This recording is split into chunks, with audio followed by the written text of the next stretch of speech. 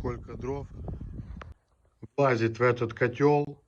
Этот котел спаренный с этим камином, с водяной рубашкой. И завязаны с этим и этим теплонакопителем, а также бойлером. И вот вся эта ракетная установка управляется вот этим контроллером.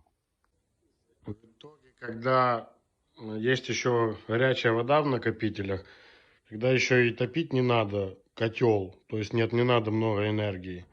Растапливается камин, здесь готовится еда, запекается, готовится шашлык, мясо. Этот же камин греет воду в горячую систему горячего водоснабжения.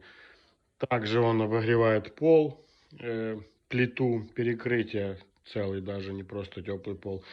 Эти подоконники в доме все с трубками обогреваются, в доме нет батарей. Ставим лайки и подписываемся. Люминь!